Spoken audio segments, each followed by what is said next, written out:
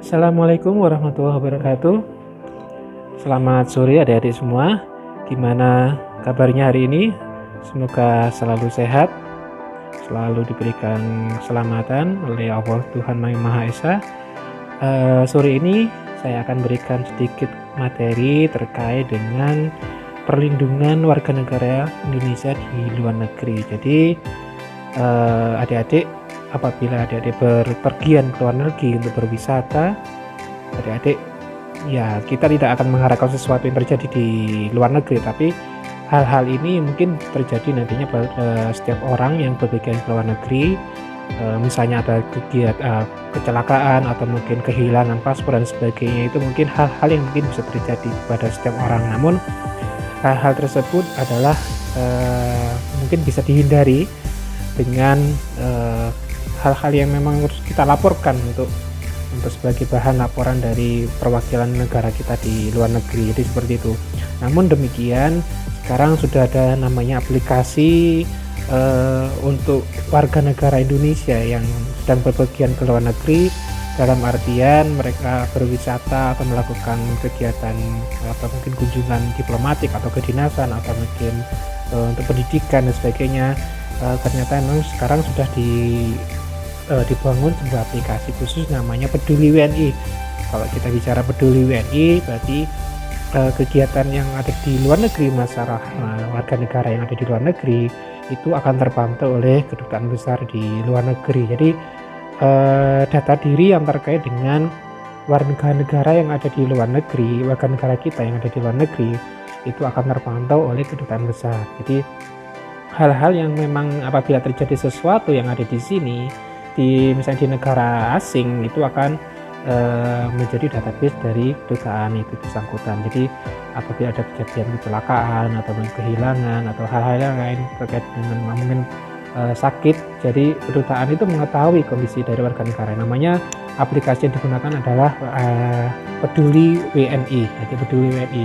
Jadi aplikasi itu berfungsi untuk secara online ya, pendaftaran secara online apabila warga negara itu berada di sana, melaporkan di kedutaan masing-masing untuk didata warga negaranya, asal usul dari negara, dari data diri masing-masing warga negara itu kemudian dimasukkan ke dalam database, dan itu akan menjadi database dari kedutaan masing-masing negara di Indonesia itu di luar negeri. Jadi seperti itu.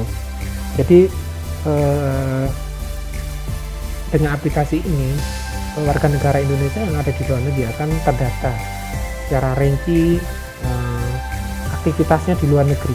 Aktivitas di sana ngapain, itu terdata di kedutaan besar di luar negeri. Jadi seperti itu.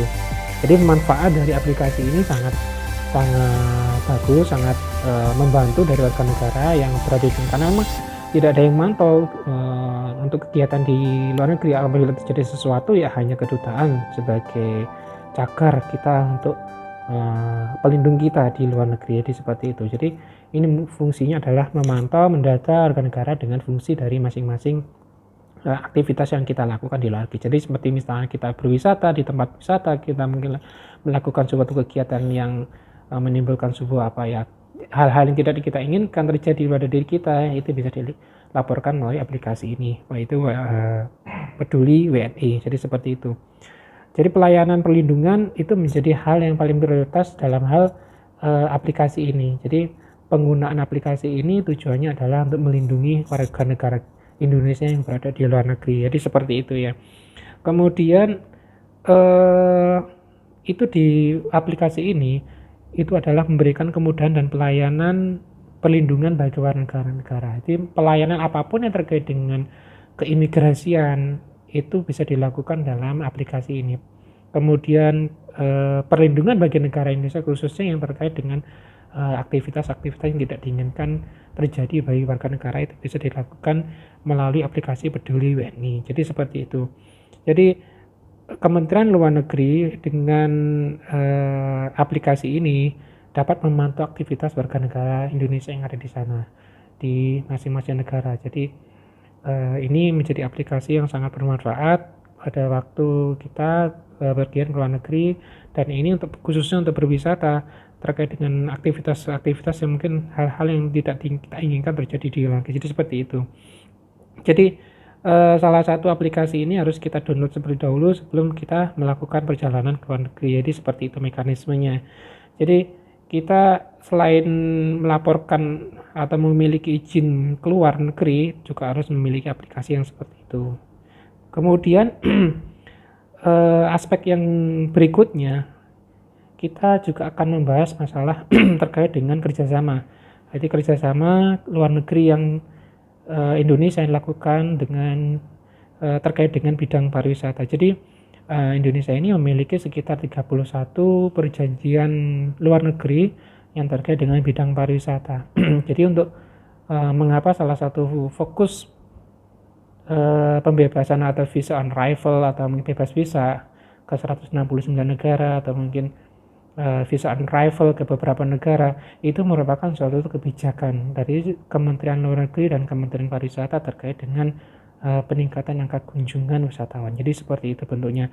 Jadi Indonesia sekarang ini sudah memiliki 31 kerjasama di bidang pariwisata, dan paling banyak kerjasama yang dilakukan di Indonesia itu adalah dengan negara Tiongkok dengan 6 kerjasama, kemudian beberapa negara adalah seperti Korea Selatan ya 6 kerjasama. Jadi negara-negara seperti Tiongkok dan Korea merupakan salah satu 5 besar negara yang menjadi penyumbang angka kunjungan wisatawan terbesar di Indonesia. Jadi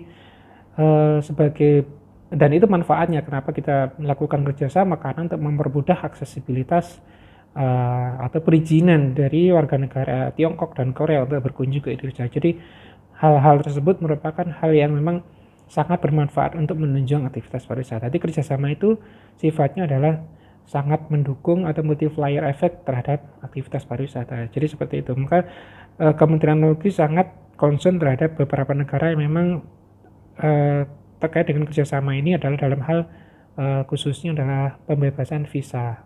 Jadi mempermudah aksesibilitas dari warga negara beberapa negara itu untuk masuk ke Indonesia. Jadi salah satu seperti itu. Jadi peningkatan angka kunjungan menjadi fokus utama bagaimana kita ini dari Indonesia ini melakukan kerjasama. Mungkin di tahun-tahun mendatang akan ada kebijakan-kebijakan baru khususnya terkait dengan masa pandemi ini. Mungkin dari beberapa negara, mungkin sekarang China sekarang dalam artian masih dalam aspek yang dilarang atau travel warning. Jadi beberapa daerah atau salah satu mungkin Cina itu sebagai negara yang memang dilarang sementara masuk ke Indonesia karena memang faktor pandemi ini. Jadi seperti itu aspek-aspek yang harus diperhatikan. Kemudian beberapa aspek tersebut tentunya akan menjadi bahan untuk bagaimana kita ini meningkatkan aktivitas pariwisata itu sendiri. Mungkin bentuk kerjasama yang dilakukan itu adalah dalam rangka untuk membangun jaringan kerjasama pariwisata yang lebih erat di kemudian hari. Jadi dengan aktivitas kerjasama kemungkinan besar adalah mempermudah aksesibilitas orang, dan pada saat mempermudah itu otomatis adalah ada pengurangan administrasi khususnya terkait dengan pengurusan visa. Jadi seperti itu, atau mungkin pembebasan beberapa aspek terkait dengan masalah keuangan atau pembayaran ya, sehingga wisatawan itu merasa dipermudah untuk masuk ke Indonesia. Jadi seperti itu.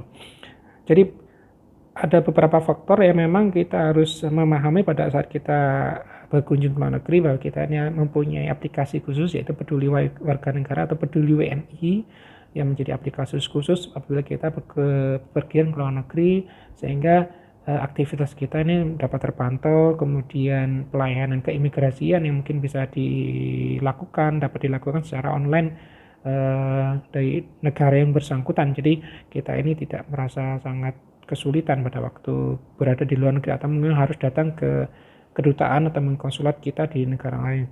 Jadi ada aplikasi khusus namanya Peduli WNI. Kemudian terkait dengan kerjasama, kita sudah memiliki beberapa aspek kerjasama yang tujuannya adalah untuk mempermudah aksesibilitas, baik itu khususnya wisatawan asing, wisatawan dari luar negeri untuk masuk ke Indonesia dengan mempermudah administrasi travel dokumen di situ, sehingga wisatawan yang ada di situ yang ke Indonesia akan menjadi semakin bertambah karena memang ada aktivitas administrasi yang terpotong karena adanya juga kerjasama di bidang pariwisata.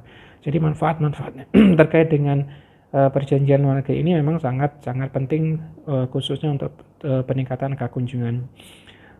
Terkait dengan tugas yang saya sampaikan beberapa waktu yang lalu, bahwa masing-masing negara dengan kondisi COVID sekarang ini memiliki kebijakan terkait dengan bagaimana mendatangkan wisatawan mancanegara ke negaranya. Jadi tentunya adalah untuk peningkatan angka devisa, karena memang sekarang ini pertumbuhan pariwisata di tahun 2020 ini minus 65%. Jadi kita ini masih sangat di dunia masih dalam masa pandemi, sehingga bagaimana suatu negara itu merumuskan kebijakan menarik wisatawan mancanegara ke negaranya dengan beberapa protokol-protokol atau mungkin peningkatan saran administrasi yang lebih ketat lagi, khususnya dari aspek kesehatan, sehingga wisatawan yang datang ke negaranya tidak menimbulkan klaster-klaster baru dalam penyebaran virus corona. Jadi setiap negara nanti akan menerapkan kebijakan yang berbeda pastinya, khususnya di Indonesia sementara masih